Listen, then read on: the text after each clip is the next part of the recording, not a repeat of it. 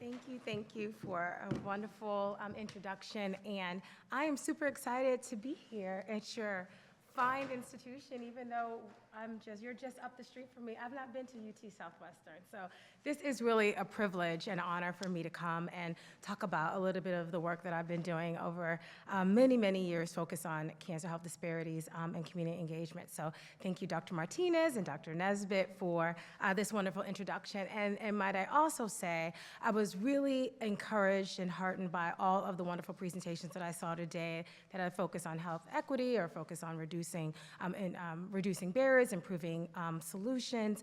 I'm trying to generate similar initiatives, at MD Anderson, and I feel like we have a lot to learn from each other with the presentations that I heard today as well. So I look forward to this as a start of some more continued interaction between both of our groups. So I'm going to talk a little bit today about, like I said, some of the work that I've been doing around reducing health disparities and what I feel is the central role of community engagement as a foundational practice in terms of identifying those solutions. So I'm going to talk a little bit about me and my training, which you heard a little bit about, provide some overview of cancer health disparities, and some of the community research partnerships that I've developed and those of us at MD Anderson over time, and then a little bit about future direction. So my path to becoming a community engaged researcher starts way back in Jamaica, actually. So I am the first child in my family that was born in the United States. My parents are Jamaican. I have an older brother and sister that was born there as well. And we settled in New York City, like many Jamaican immigrants that come to the United States. And so born in the Bronx, and then eventually my parents moved out to a little African-American enclave on Long Island. But what I recall from that time growing up is, I don't ever remember going to the doctor, not ever. Actually, the school nurse was my doctor. If I ever did have anything, that is where it was addressed. Of course, like many immigrants, your parents probably have all these home remedies to keep you healthy, keep you out of the doctor's office, because I don't actually think my parents had insurance. I never asked them, but I, again, never saw a doctor. But through that, I went to University of North Carolina at Chapel Hill, and that is where I discovered, undergrad, master's degree, I discovered public health. And when I discovered public health, I fell in love. I found my calling and have never turned back. And that got me started in issues around health disparities and community engagement. So one of the first studies that I worked on was around pregnant women who were smoking. We might find it hard to believe now that pregnant women used to smoke. And I was a research assistant, and I was calling women who were part of an intervention to get them to quit smoking during pregnancy, but then to stay quit after smoking. And one of the things that, in talking to them and having these phone interviews, no technology, was about their lived circumstances. They lived in rural areas, they did not have a lot of money, and the difficulty and the way in which the environment was not conducive for them to quit smoking. So pure motivation is where I kind of learned these individual level kind of factors greater factors were at play. And then this is where I got some of my more in the field training in terms around community engagement. Started working on some of those early studies in North Carolina that were focused on faith-based communities, and this is when we believe fruit and vegetable consumption would prevent cancer, but it was trying to increase fruit and vegetable consumption and partnering with African American churches at that time. So as a master's student, I'm out there learning about interacting with churches. I'm also a preacher's kid, so my mom is a pastor, and so it was a comfortable environment for me, but one in which I learned a lot. The PIs of those studies at the time, they were all white. In particular, the one PI I worked with, she was a white Jewish woman, and I learned so much from how she engaged communities that she was so different from masterfully, and again, bringing those kinds of experiences to me. And so then I got to MD Anderson and in a dedicated Department of Health Disparities Research, where I've been for almost 19 years now, focused on health disparities by training and by grants. Most of my research is in obesity, and prevention of obesity among racial and ethnic minority populations. So I've been doing that and engaging in multiple kinds of engagement settings, public housing developments, FQHCs, churches. Basically, I bring research to where the people are. And so that's a little bit about me and sort of how I've kind of come to recognizing for me that I don't actually know anything until I talk to people. So now I'm going to talk a little bit about overview of cancer disparities. I'm at a cancer center, so of course, most of what I'm saying is probably overview for most of you. So just level setting definition of cancer disparities. You know, disparities are disproportionate. It's the study of differences that we see in various subgroup populations. But what notes them as just maybe not just differences but disparities is that they often can be unnecessary and avoidable.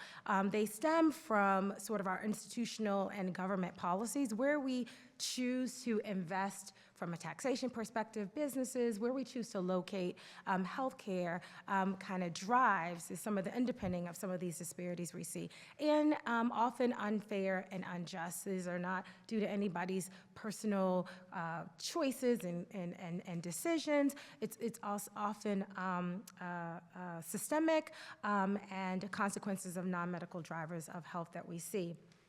And so one of the examples of that that I like to show is this study that Robert Wood Johnson Foundation commissioned from VCU to basically understand life expectancy. And this is a map of the greater New Orleans area in Louisiana. And if here you can see, I don't know if you can see my mouse, but if you live up here in this area, northwest area, 80 years life expectancy versus if you live right outside of the French Quarter, it's 55 years of life expectancy. That gap of almost 30 years in life expectancy, you know, cannot be just explained by personal differences. Oh, okay, thank you. That's here versus here. You know, just explained by biological differences in people, not just explained by health barrier. There are structural things at play that is explaining what exists up here. What health promotion things exist up here that don't exist down there? So in terms of cancer, though, the good news is cancer rates are declining over time. A lot of the advancements from researchers and communities here in Dallas and at MD Anderson across the country are contributing to this decline in cancer cases that we see, both new cancer cases as well as in mortality rates. But these differences and these disparities still persist with African Americans, men, and followed by non-Hispanic whites having the highest cancer incidence for men, and then non-Hispanic white women continue to have the highest incidence for cancer among women. And then if you look at mortality rate, it continues to be non-Hispanic Black males that have the highest mortality rates, and then non-Hispanic Black women, followed by American Indian, Alaska Natives. And these data are rich because we weren't always usually able to tease that out for American Indians and Alaska Natives, but better data collections letting us know how comparable their rates of incidence and mortality are compared to Blacks, which, like I said, in the past, we weren't able to kind of tease that out. And then when you look at where these disparities and what groups that they touch, I mean, it's varied. It's every cancer, every disease site, every population. You can see these kinds of differences. We need the data to know where to be targeting and where to develop these interventions and these areas of emphasis. But this is just a few that we probably all are familiar with the fact that African American women are twice as likely than white women to be diagnosed with triple-negative breast cancer, a more effective form of breast cancer, around kidney cancer, very high in American Indian and Alaska Natives. Liver cancer, the state of Texas actually leads the nation in incidence and mortality of liver cancer, primarily driven by in the Hispanic population here. Higher rates of prostate cancer among Black men. Cervical cancer rates are higher among rural women, and African Americans have higher diagnosed and die from multiple myeloma, for example. But if you take almost any kind of cancer site and you look at various subgroups, you'll be able to see these types of disparities. And so we know that, that there are a host of factors that can contribute to this, and many of us are spending our whole careers investigating all of these different kinds of factors. There are those of us that look at this from an environmental lens and are looking at things like air quality and transportation and housing. Many of us focus on behavioral factors as a contributing factors. There are social factors, clinical factors, access to care, cultural factors and belief, and psychological factors. Although traditionally, most of our research, unfortunately, has been narrowed down to biological and genetic differences, which actually only explain about 10% of the variance that we see. Most of these are these other factors, which we have more limited research in, and the goal is to try to move our science upstream. The reason why this is important is the changing face of the U.S. population, where African Americans and Hispanics and Asian Americans, American Indians, and Alaska Natives are expected to represent more than half of the population by 2050. And so why that matters is because who presents with cancer is also going to change. Who we see in our cancer centers, who we're treating, and all of these factors that people come with is going to be shifting. They bring their lived in life experience, where they live, work, and play with them as we're trying to treat and solve their cancers. And so while we're making these kinds of gains, right, if we don't start to address how the population is changing and get on the front of that, we may not see these declines over time. So the goal is to reducing those disparities is ultimately to make a difference by trying to achieve health equity, which really is an aspirational goal. And what it is, it's saying that everybody gets what they need in order to get the best health outcomes that can be possible for you. So whatever it is to me, I look at it almost like precision medicine, right? Ultimately, we're all gonna get what we need exactly based on our genes and our genetic profile, but it also means from a societal perspective, what is it that people need in order to achieve the greatest health outcomes? And so we'll be looking at that across many different ways. We're looking at either race, ethnicity, disability, sexual orientation, but what is it that you need in order to achieve your best health outcomes? That is our aspirational goal that I think that we're all working on. So looking at this more from a holistic perspective and called a biopsychosocial framework, is trying to move us from this focus of just individual level factors, just our biology, which does not explain most of these disparities that we see, and really to try to shift our science and our research upstream. And if we want to shift our science and our research upstream and looking at things like social conditions, institutional context, social relationships, this necessitates that we apply more of a community engagement approach to the work that we do. Because if we're just looking at cells, then I suppose you really don't necessarily have to have community engagement, although I'm going to argue that you do. But if you're looking at things always on a cellular level, you can discount that. But once you start looking at things more upstream, we cannot do this work without partnerships of community. So what is community engagement? My position that it is a powerful strategy that can increase the participation in the work that we do and the relevance and impact of our cancer research. And so all of us are in this field in order to make a difference. And we don't want to be developing interventions that nobody wants. We don't want to be developing programs that people don't want to participate in. We want to meet a need and develop things that resonate with people where they can help take ownership of these. And so again, community engagement, is that tool.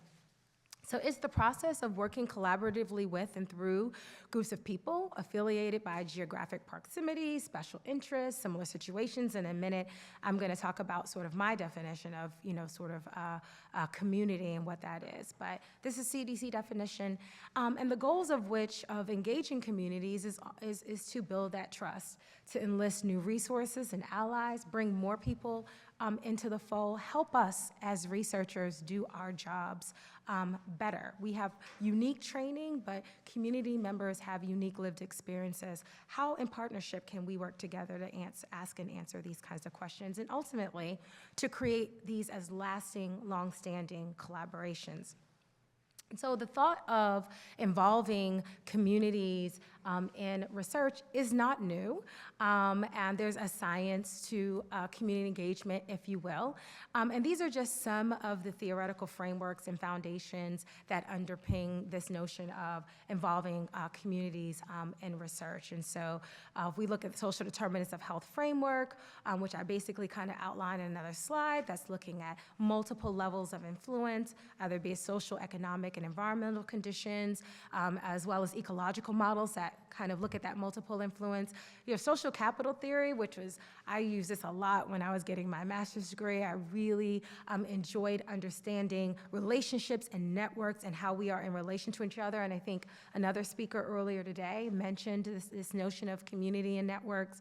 I got my boots on the ground training in community-based participatory research in the 80s and the 90s, and that was really kind of involving community in all stages of the research that we did, and then newer frameworks like the collective impact framework, which is working with communities where we're all working together around a common goal, and we define that common goal together.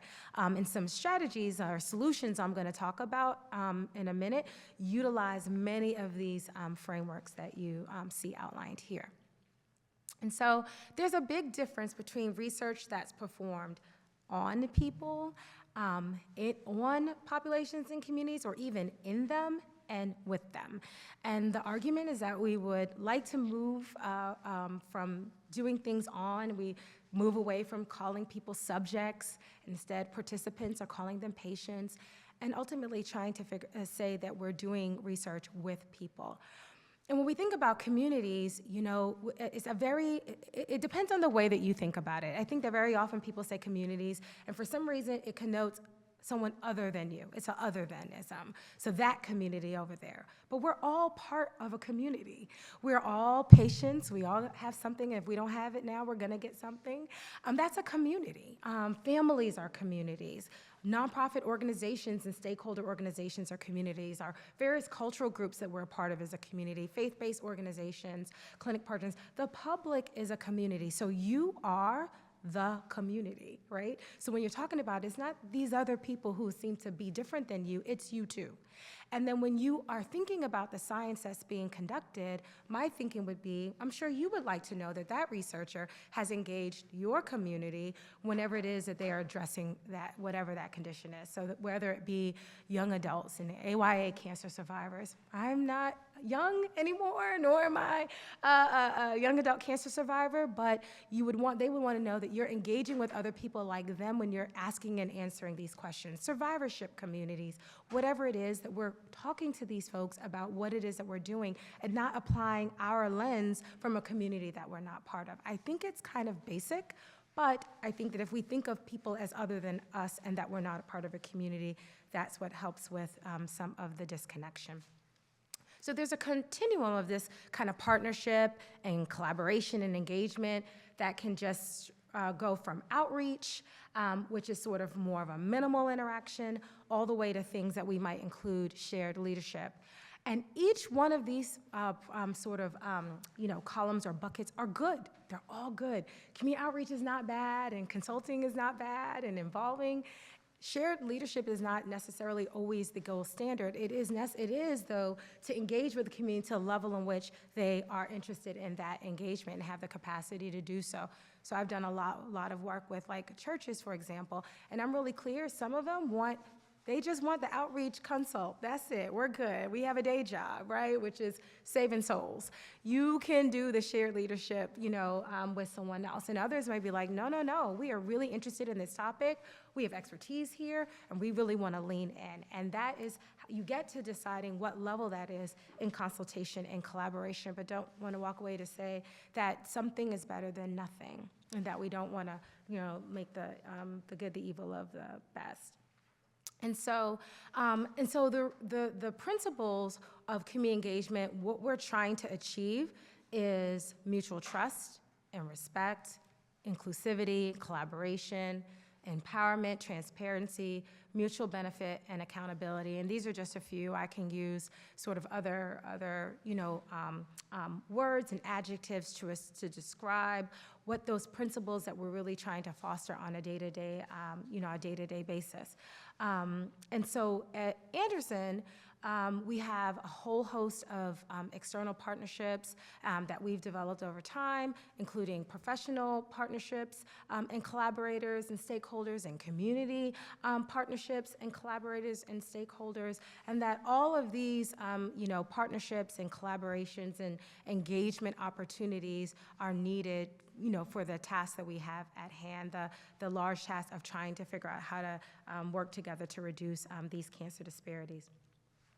So I call community engagement one of the sort of pillars of health equity. It's one of these pillars that we help stand up and help to advance health equity and reduce these cancer disparities. You also need cancer disparities research. You need diverse faculty, diverse patients. You need to really focus on clinical trial enrollment, in addition to therapeutic clinical trials, but all science engagement, right? All kinds of research that we want communities to participate in, from our surveys to our biobanking, all of these kinds of types of research we want to have that are needed to help advance health equity. Institutional culture and investment. It was so nice to hear about the Moncrief Institute and the generous benefactors, that we have. There's a strong component and role for philanthropy to be involved in this work, and of course, education and training. And then undergirding all of this is stakeholder engagement that happens in all phases of these. So, this one talk is just about this purple community engagement, but I could talk forever about some of these other pillars and the work that occurs there as well.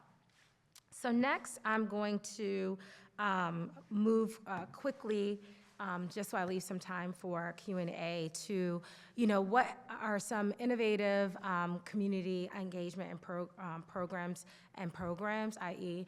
solutions that I've been working on and with other collaborators in the Houston area that hopefully I'll get your input about. And they are listed here, and I'll kind of go through some of these. But first, as was noted in the introduction, I also direct a center at MD Anderson, the Center for Community Engaged Translational Research.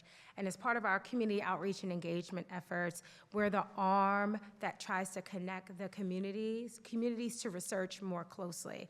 So try to identify partners in the community that researchers can partner with, and then try to identify ways for researchers to engage community partners for dissemination and sharing of research findings. And so these are some of the things that we help researchers with, although we do a fair amount of service in the community as well. But we identify mutual partners, community partners of interest for researchers, help those scientists with their grant writing and recruitment and study implementation, as well as provide hospital patient data to let them know what the census looks like in terms of who gets seen at MD Anderson, for example, and finding funding opportunities. So that, for just my center, around 50 local partners that serve over 1 million people, and we've helped researchers with over 100 research studies that have brought in over $177 million in total funding. And so one of those early initiatives was my baby, that I was a brand new, bushy-tailed assistant professor. I got to MD Anderson around 2006, and after all the work that I had been doing with faith-based communities in North Carolina, and then in St. Louis, and then in Boston, wanted to kind of continue that work in Houston. And so worked with 3 churches to develop Project Church, which stands for Creating a Higher Understanding of Cancer Research and Community Health. And it was a bidirectional engagement with these churches so that we could ask and answer questions of interest to all of us around cancer disparities. So it started off as like a cohort study where we recruited around 2,500 African Americans to participate, and we had common community engagement strategies such as a community advisory board and other things that I can talk about. And then, collected some data, survey data, as well as some DNA, biobanking as well. We implemented lots of evidence-based actions, and then also heavily involved in student training for this as well. One of the things I wanted to note is, in terms of biobanking, it's hard to get folks to want to just donate their samples, their biological data to science. But because of this long-standing engagement, we were able to get over 1,260 of the participants to provide buccal samples to use for future cancer research. And so this is just one of the genome-wide association studies that those data, those samples, were used in. And so the folks there, after talking about this and engaging, were very proud that they could help participate in generating new body of knowledge that might, if not impact them, impact their children and future generations to come. And then it's also resulted in over 30 more publications focused on all kinds of things that we collected, looking at stress, and cancer, using of complementary practices within African Americans, financial strain, looking at the relationship between where people lived and fast food consumption, for example. So we have learned a lot and been able to share these results with the community, and we continue to do research and work together. This next one is another study that was an offshoot of some of the work that we did, which was understanding the relationship between mind-body practices and improving quality of life among African Americans. And so I was curious about, I was seeing, with our cancer center, we have an integrative medicine program, and yoga and Tai Chi and all these other things are being provided to cancer survivors with so much benefit. And so I'm thinking, I wonder if this would be something that, our faith-based populations would be interested in. So came to them to talk about wanting to do a yoga study, and it was a very hard, easy, quick, no, we don't, nope, that is a different religion, different practices. This is not related to what we did. So what we ended up doing was I said, well, is stretching okay? It's like, stretching is good. Is meditation okay? Yeah, meditation, sort of is fine if we can meditate on Christ. We can meditate on, on God. And so what we realized, we came together to pull together intervention that was culturally congruent with, that Christian faith-based community, and design this Harmony Health study together. So now it's being conducted in rural populations in Northeast Texas. It's being, and is led by Dr. Mama. It's been done in rural populations in Penn State area and Pennsylvania as well. But again, this is where these types of kinds of collaborative interventions come together from this type of and level and depth and many years of community engagement. Another thing that they were interested in was the role of sleep and the relationship between lack of sleep and cancer outcomes. And it's funny, sleep is a very cultural construct as well. People take lots of pride in not getting sleep, right? When you don't sleep, that means you're working. That means you're busy. That means you're on top of things. Sleeping is for lazy people, but people who are getting things done, they actually don't get a lot of sleep. But what we know is, poor sleep, poor quality sleep, fewer hours of sleep actually is associated with mortality. So it's not good to not get sleep. So what is going on there with relation to sleep? So this was an intervention to try to understand the relationship between physical activity and sleep within this African American population. So many types of these studies where we think and work together collaboratively have been offshoots of this type of collaboration and community engagement. Another initiative that I want to talk about now is our Texas Health Equity Alliance for Breast Cancer, which we call it T-HEAL. And this is really focused on, taking the collective impact approach, one of the frameworks that I mentioned before. And it's really focused on reducing breast cancer disparities in the greater Houston area, really focused on Black women who, although have lower incidence of breast cancer, have 30% higher of mortality of breast cancer. Why is that happening? What can we do about it? And can we all work together, all of us organizations that are focused in this in the greater Houston area, can we get together to work on addressing this problem? And so we identified some funding from Bristol Myers Squibb Foundation and others who were also interested in this particular topic and was willing to work with us to fund us to actually develop a shared vision, which is what we're collectively doing, to use data to drive decision-making and where we're gonna reduce those disparities. And data takes a long time to collect and mine, and so we don't want to wait for data to tell us where to go, but we also want to implement evidence-based actions that we know work now. And so this is a snapshot of just some of the organizations that are working with us on this particular initiative in the greater Houston area. And I look forward at some point to coming back. We're about 2 years in of a 4-year initiative to come back to talk to you about how organizing ourselves together on this common shared goal, what were we able to accomplish and achieve together. Another example of this engagement is our Be Well Communities initiative that we have that started in the greater Houston area, and this is led by our Cancer Prevention and Control platform at MD Anderson. But it really is an intentional, institutional commitment to achieving health equity. And basically, what Be Well Communities does is it works with various place-based areas, a community, a defined community, to identify issues that the community feels are things that they want to work on, and then working together, address exactly what they want. So it can be healthy eating, active living, sun safety, tobacco-free living, or preventative care.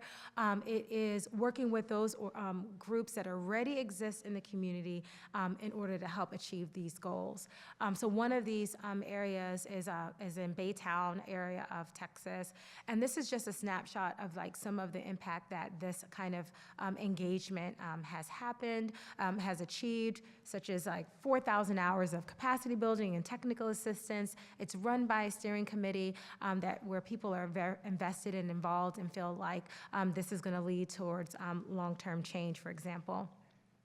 And this is like a snapshot of where a lot of these interventions, are like taking place in that community, for example. So you can see things around jogging and walking trails, and we have things around sun safety, all of these types of interventions that are community-led, and we provide some funding for them to be able to do that.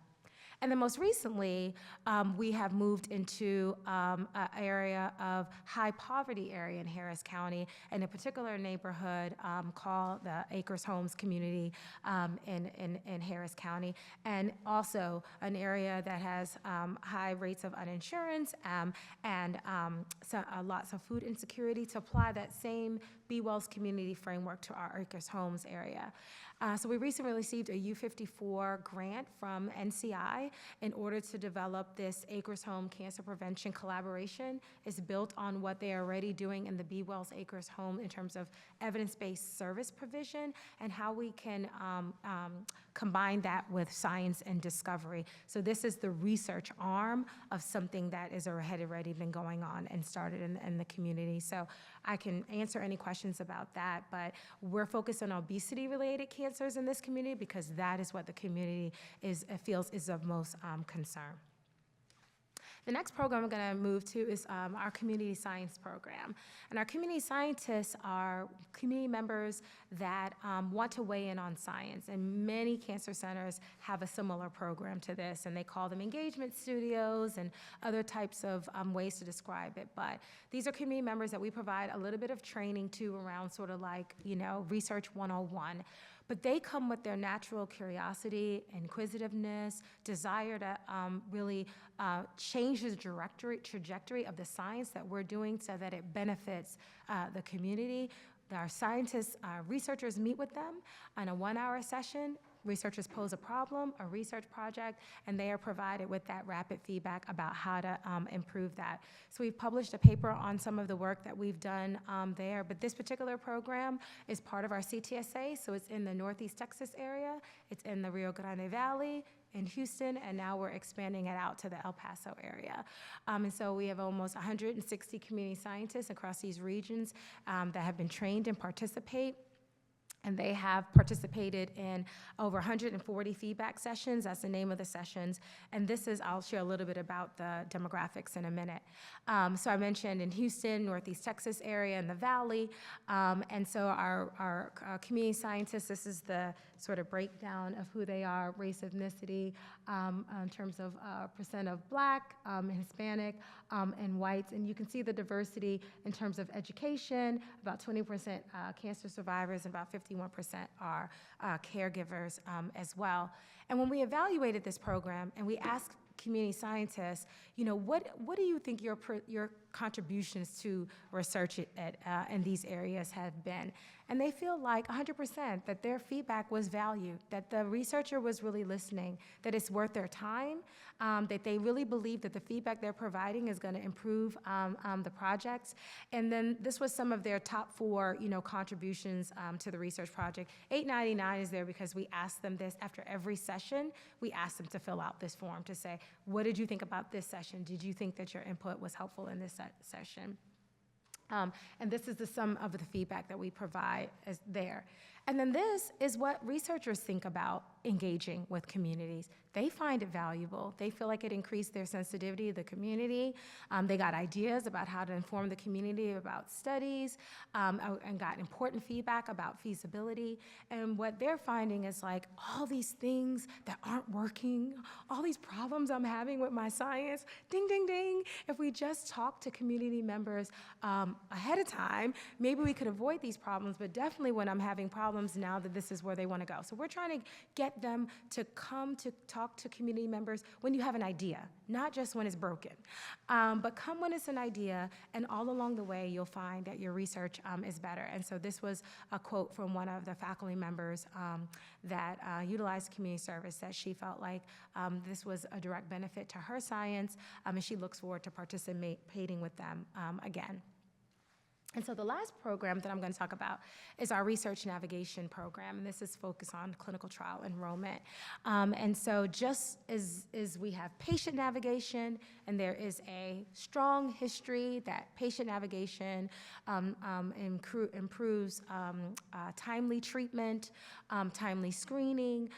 Similar data suggests that having navigation for clinical trials improves and increases participation on clinical trials and retention on those clinical trials. So we have been piloting a program at MD Anderson around research navigation, really focused on clinical trials, where we provide support and guidance around clinical education. We connect patients to important services that help reduce those barriers to participating in clinical trials, and then offer them general support about services at MD Anderson that foster that. It's a collaboration between my center that I direct and social work, patient education, our intake specialist, which is Ask MD Anderson, language assistance, patient advocacy, as well as spiritual care. Excuse me. And before we started this, we done a lot of work, a lot of published work already around what the barriers to clinical trial participation are by patients. And this was an attempt to stop focusing on individual levels. It's not the patients. They get to choose whether or not they want to participate, but often we don't create the right environments for patients to participate. The onus is on us to fix the system, and if we fix the system, we will see an enhanced participation in our clinical trials. So the goal was to go upstream to talk about the people who enroll the people, and so we did interviews with our cancer departments to say, what are some of the barriers that you face with enrolling clinical trials, not on the patient side, on your side. And we found out we've never been educated about how to actually enroll people in clinical trials. I know how to enroll because I looked at my PI who looked at his PI, and that's how we were, trained. The consent process is overly cumbersome, and there's not enough education for us. And so we need more, like I said, of an upstream systems approach approach, stakeholder engagement approach, so that when the patient is then offered a clinical trial, can make that informed decision about whether or not they want to participate or not. So we've been working with these select clinics in order to kind of learn a little bit about how to change some of the processes that are happening there. This is hard work, y'all. Changing systems and changing the way that people have done stuff, it's not for the faint of heart. It's like, let me work with patients any day of the week. But our navigation program thus far is about 300 referrals, and many patients do accept the navigation services, around 81%. Lazarus program is when we're reimbursing them for out-of-pocket costs for clinical trial participation, so many of them avail themselves of that, around to the tune of over $208,000 in sort of that compensation. And patients do have positive feelings about the program, and they feel like it's really been helpful for them to participate and remain on clinical trials, and that's some of the demographic breakdown. Okay, so finally, I just want to end with saying that, you know, my value proposition is that achieving health equity is all of us responsibility. It's all of us seeing ourselves as part of a community, and then figuring out in ways to engage whatever communities that we're a part of, and of course the ones that we're not a part of. How do we engage them in the cancer research that we do? And so engaging communities to reduce cancer disparities, some take-home points, is to try to build trust through these long-term relationships. As you probably know, communities hate when we come in and out. They want us to stay for the long haul, and I think that that's actually easily achievable. I know funding is usually a problem, and sometimes it's just answering the phone. It's not necessarily that you have to have a mobile mammography van there every week. It's answering the phone when they call that helps to build that trust, for example. Embrace community knowledge and strengths. Everything that I'm talking about that we're doing here is founded upon that community knowledge and strengths. Promote inclusivity and representation. Goes without saying, co-design and co-implement solutions. That to me is the fun part of my job, is to design and co-create things with our partners. And then our job is to adapt our thinking, adapt our training, adapt what we really want to do versus what folks are telling us we need to do. Figure out how to be agile and adapt your research, and I think that if we do, we'll be the better for it. And so thank you, and we'll take any questions.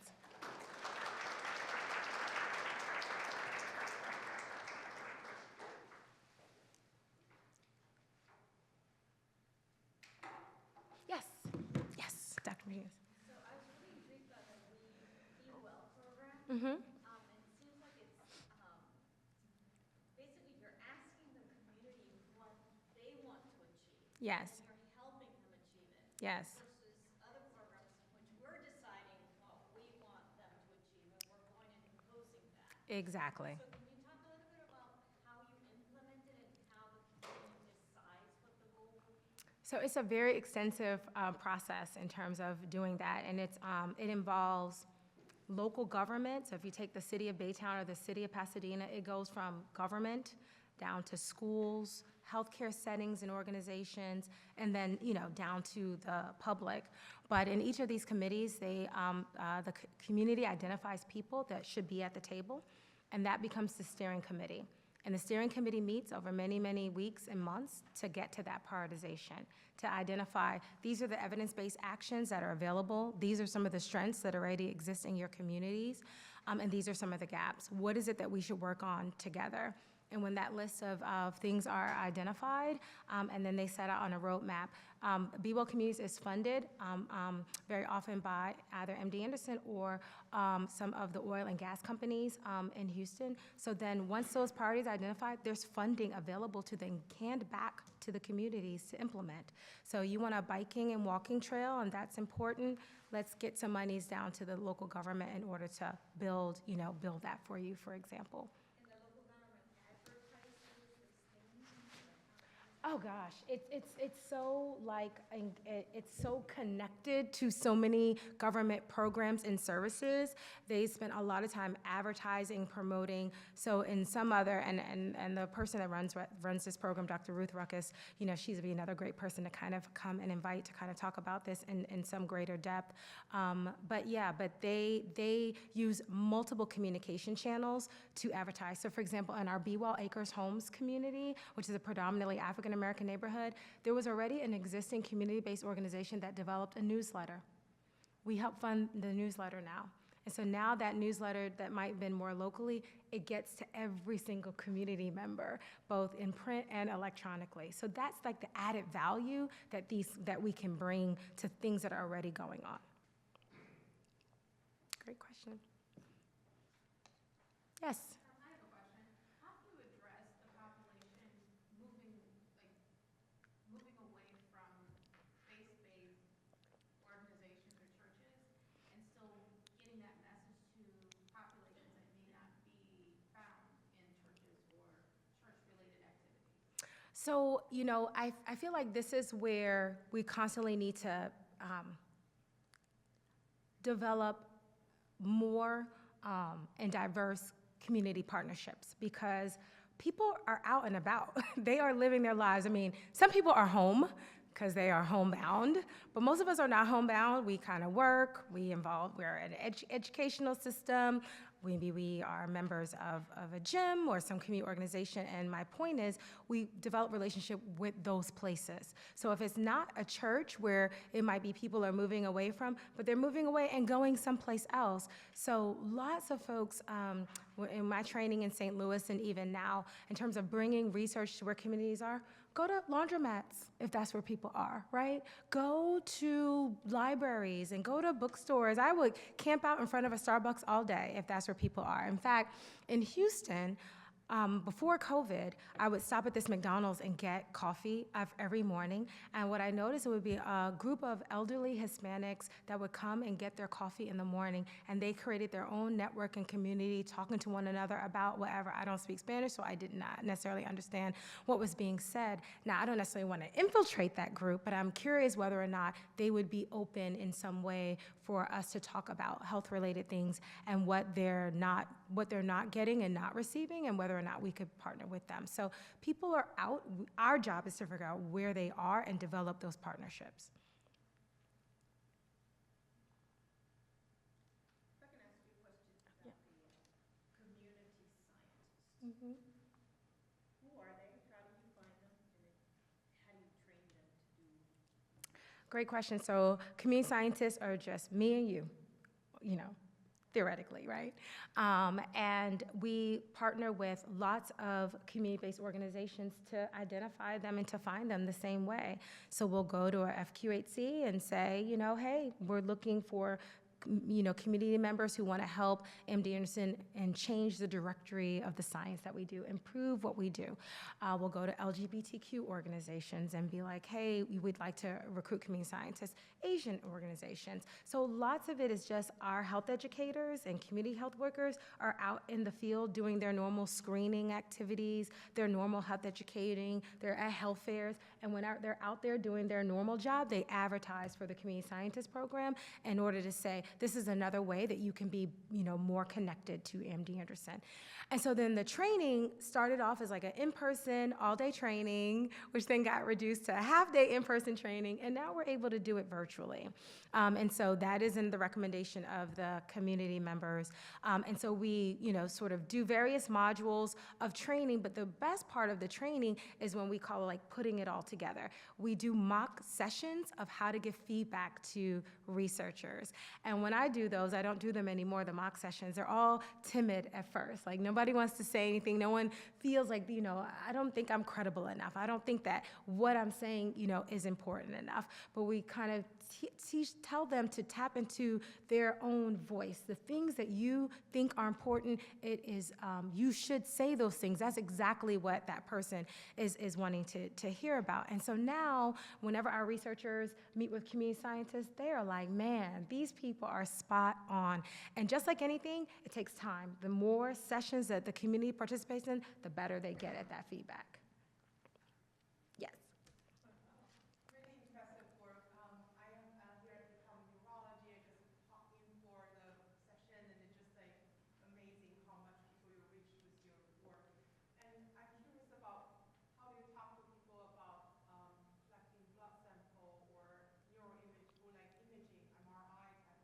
Yeah.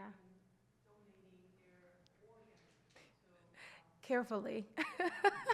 um, because they are just like us. We don't want to give our organs either, right? Like if somebody just random person approached you and was like, hey, can I get a breast biopsy? You probably would say no, right? I mean, just like off top of it, no, it's probably going to be painful. It's invasive. Why am I going to give you my breast tissue?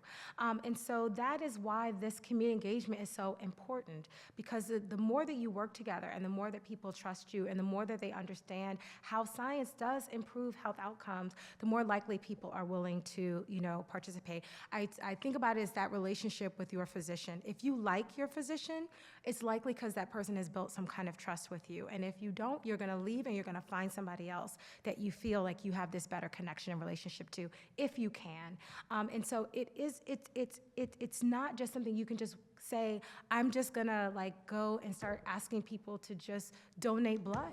It doesn't work like that, because you wouldn't do it either. It is always in context, it's always with a purpose, and it's always after developing this relationship over time, so that when your doctor tells you, hey, I'm gonna tell you, I need you to do something, you may not wanna do it, but trust me, you're gonna do it. That's why I would agree. Yes. Could you provide some insight on how you guys end up selecting the organizations that you choose to work with? Like, do you guys screen for maybe how established an organization is or how much funding they may already have? Good question. And so it depends, right? So I think the goal is to work with people who want to work with you, right? So we spend a lot of time kind of trying to forge mutual interest. And so that's probably the main criteria. But depending on what the research project is, then you're right, it needs a different level of scrutiny. So if it's not quite, your answer, but if I'm gonna do a faith-based study and I need to recruit, 300 prostate cancer survivors, I'm likely to go to a bigger church that has more men, that have more people who are likely had prostate cancer than a smaller church, because then I'd have to go to 10 smaller churches versus going to this one bigger church. I might, depending on what I need, if I need to, within that church setting, have somebody who might be help us with recruitment, then I might also think, okay, have they done this before? Is the capacity there to kind of do this? So without necessarily having a tool, although there are tools to quantify people, community and organizations' capacity to do work. So you can quantify this, but without using that tool, you do base the partner that you reach out to based on what the research calls for and what your knowledge of that organization is and their readiness to participate in that. And so very often, I'll have some organizations that you're working with, great idea, Lorna, we really want to work with you, it's not a good time. We have a lot of stuff going on. Can you come back to us next year? And then we'll talk about it then. And then you got to come back and you got to find somebody else. Even if they were the perfect organization, you have to find another one. Thank you. Thank you so much. Thank you. A small token Oh, from us thank you. to say thank you for coming. Thank you so much. I appreciate it.